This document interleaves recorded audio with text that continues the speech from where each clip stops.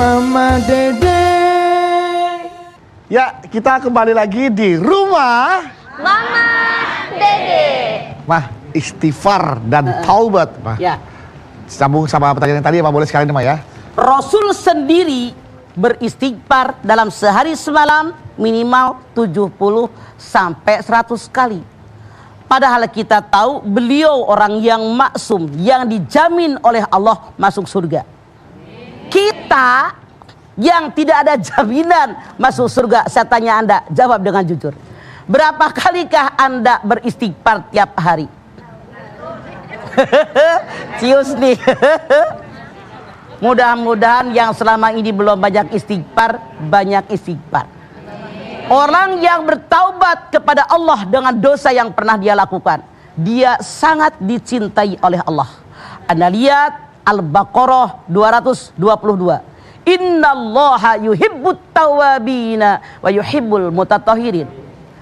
Allah sangat mencintai orang yang bertaubat. Allah sangat menyukai orang yang suci, yang bersih.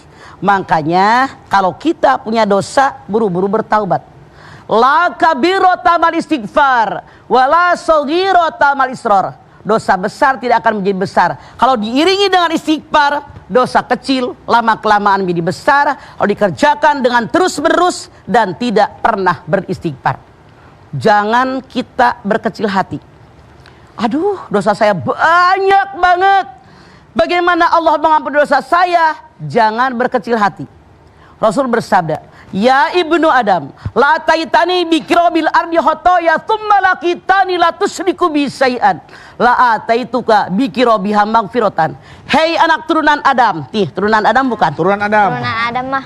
Kalau kalian punya dosa, saking banyaknya dosa, langit yang biru penuh dengan dosa kalian, dan kalian tidak pernah syirik kepada Allah, lalu kalian datang bertaubat dengan dosa kalian, maka Allah akan menyambut taubat kalian dengan ampunan sebesar lengkungan bumi pula. Artinya apa? Sebesar apapun dosa kita, kalau kita bertaubat dengan taubatan nasuha, dosa kita diampuni oleh Allah. Amin. Anda silakan lihat At-Tahrim ayat 8. Ya ayyuhalladzina amanu tubu ilallahi taubatan nasuha asa rabbukum ayyukaffiru ankum sayyi'atikum wa yudkhilakum jannatin tajri min tahtihal anhar. Hai orang yang beriman, semoga kita termasuk golongan ini.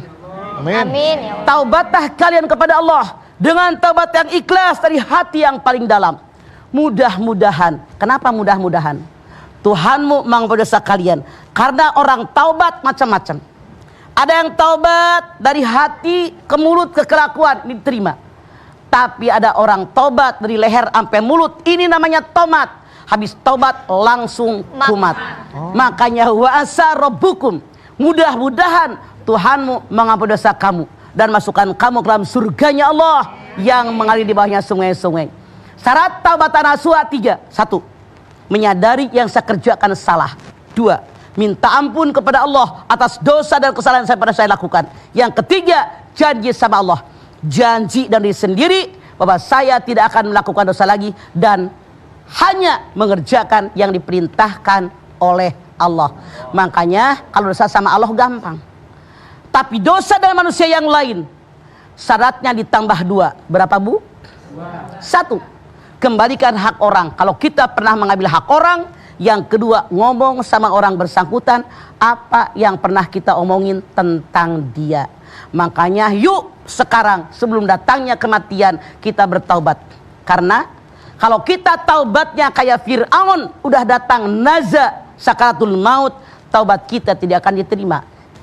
Rasul bersabda, innallaha la yaqbalut taubatal abdi malam yugorgir. Allah tidak akan mengampuni dosa seorang hamba kecuali sebelum gorgoroh. Artinya kalau gorgoroh sudah sakaratul maut, dia bertaubat tidak akan diterima oleh Allah karena tidak ada kesempatan memperbaiki dosa yang pernah dia lakukan. Yuk, sebelum kita gorgoroh, sebelum naza, sebelum sakaratul maut, banyak-banyak bertaubat, banyak-banyak beristighfar dari hati yang paling dalam dengan taubatan nasuha. Semoga taubat kita diterima oleh Allah Subhanahu wa taala. Amin. Ya Rabbal alamin. Begitu, Du. Itu